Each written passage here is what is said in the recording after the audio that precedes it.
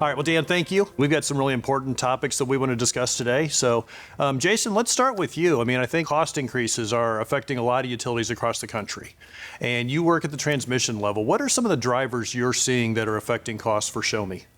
Well, first of all, thank you for having me here today. I appreciate it. The two probably biggest drivers that we're seeing from the transmission side are labor cost and equipment cost ultimately. So people have been experiencing inflation. They obviously want to get paid more, so that drives up labor costs. And then, of course, the vendors that we use to supply our equipment, they are wanting more because the commodity prices are going up for things like steel, copper. Okay.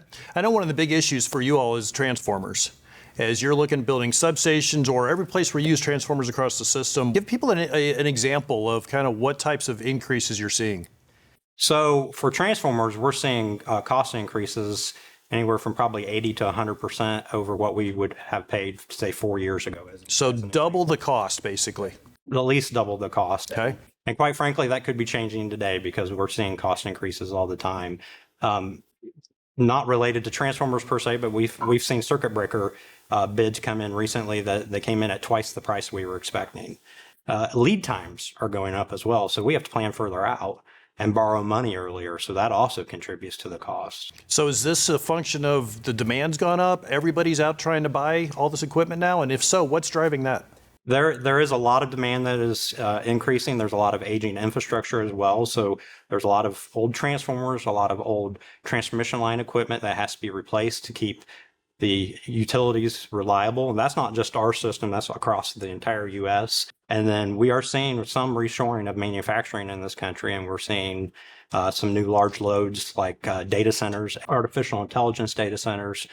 They can be as big as a small city, the amount of load, and that is driving up the need for additional electrical infrastructure. Right. So when you talk about aging infrastructure, how old are some of your lines that you're looking to replace now?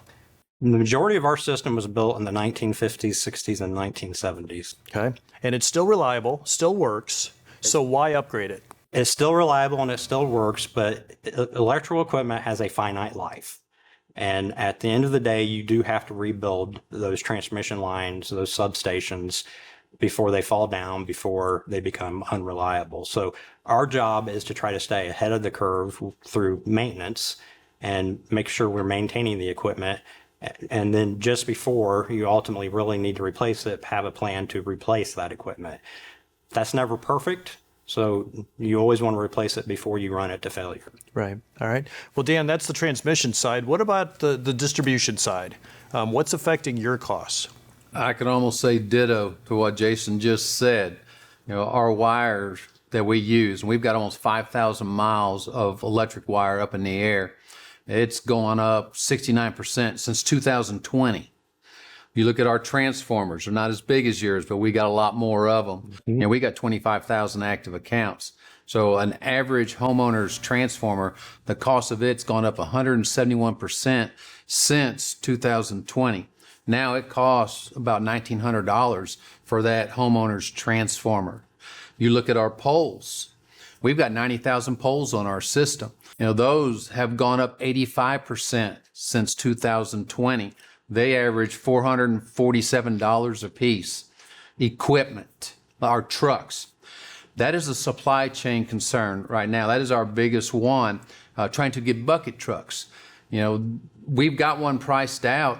We don't know when we're going to get it. Right now, it's priced out to be $280,000. So that's some of the cost increases we're seeing. So you've both described things that really you don't have control over, right? A transformer goes up and that's just what it costs to buy it. But what are the things that your co-ops do to control costs? How do you try to manage costs to keep rates as low as possible for your members? Well, one of the things that we're doing is we had put a plan together about a year ago that we were going to try to replace 60 miles of a 69 kV line or 69,000 volt line every year. And we've decided to back away from that and try to replace about 30 miles of line and do enhanced maintenance, essentially extending the life of the line. Okay. Dan? What we try to do, some examples, is always looking for new innovative ways. We have contractors working on our system, and we have got the new pricing. Well, instead of it just jumping tremendously, we've been able to keep it real close to where it was 2 years ago, which is, it's a win-win situation. They know they got work and we've got this good pricing. It's the same way with our right-of-way reclearing. That cost of reclearing, it's gone up. And it, again, on their side, they've got labor, they got materials, they've got all these trucks they got to have. But by doing multi-year agreements with them, we're able to stabilize the cost. So, I mean, the things you've talked about so far from an affordability standpoint is, building new lines, replacing lines, transformers at homes, clearing right-of-way. Those are all really important for ensuring reliability, because that's the most important thing in the members' minds. Well, we try to focus on maintaining that equipment, making sure that it's always reliable, always available. Dan, what about on your side? I mean, how do you ensure reliability for your members, especially as costs keep going up? Reliability is number one to our members. That's what they have told us. Now, I know the cost of their electricity is right there behind it. But if you don't have reliability in the beginning, if you don't have electricity in the beginning, it don't matter what the cost is. So we got to have reliability. Our two biggest programs we have is one, changing the poles. Now, we change over 2,000 poles a year.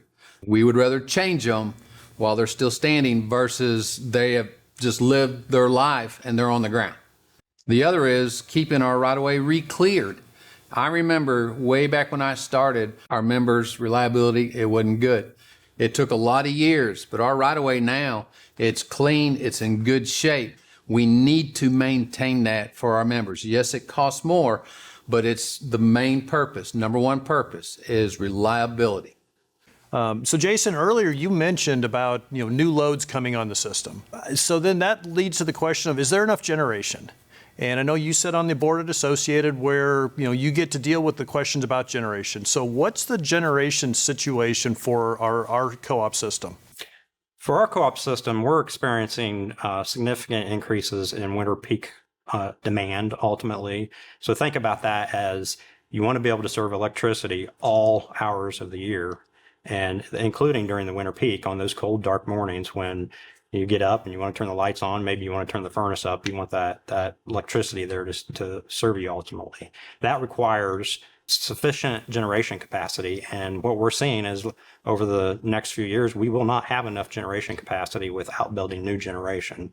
So we're in the process with Associated of building about 900 megawatts of combustion turbines. Right. So Dan, you're on the Associated board as well.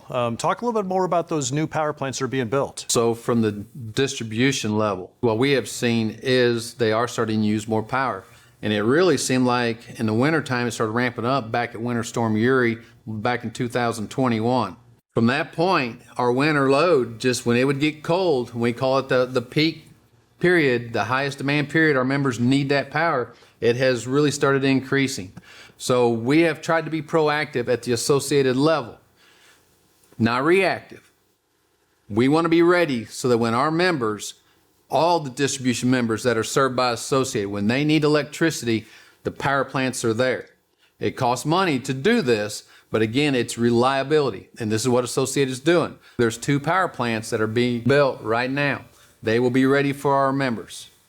Yeah, so the first one's going to be online late in 2026. Second one will be online in 2027.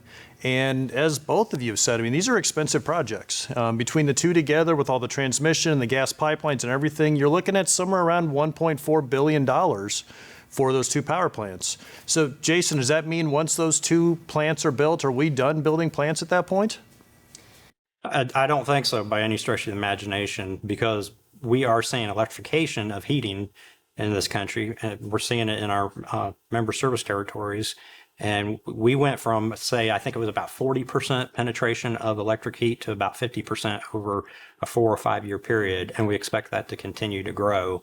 And again, we want to be able to serve that electric heat during the winter on those cold, dark mornings. And so that's going to mean, as we continue to electrify, that we're going to need more capacity longer term. Right. Yeah. So I know the board's already talking about, a third power plant probably in the 2030 timeframe that'll come online, and then the potential for some more coming on through the 2030s as well.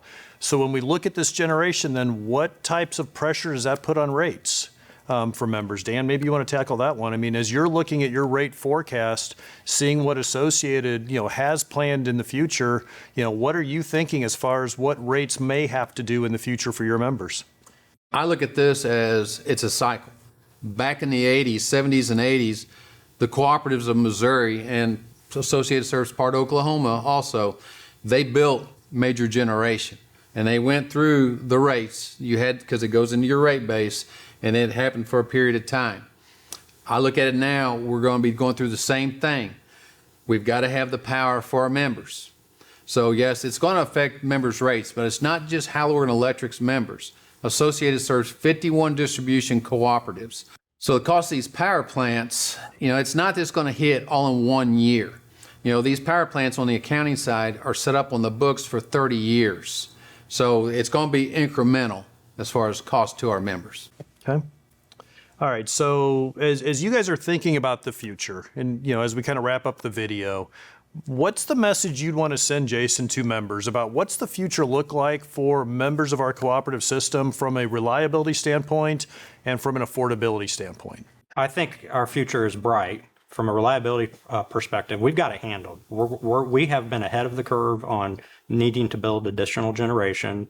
I think we've been ahead of the curve on transmission, and I think you'll ultimately see that there are other cooperatives, other utilities in the U.S. that are actually behind the curve, that are behind all of the vendors' queues on procuring new generation, that they're actually behind us, which means that they're going to be able to build it later and at a higher cost, because costs continue to grow ultimately. So I think we will continue to have among the most affordable rates in the country, and we'll continue to have high reliability. Okay.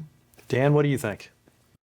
Associated, I agree, is ahead of the curve for our members. So we're going to have the power, and it's going to be at a lower cost than what others are going to have to pay for it. Okay. All right. Well, gentlemen, I appreciate your time and sharing insights with Dan's members. I hope the members find this to be beneficial. I hope that this is educational for you all, and I'm sure if you have questions, Dan and his team will be happy to talk further with you about all these issues.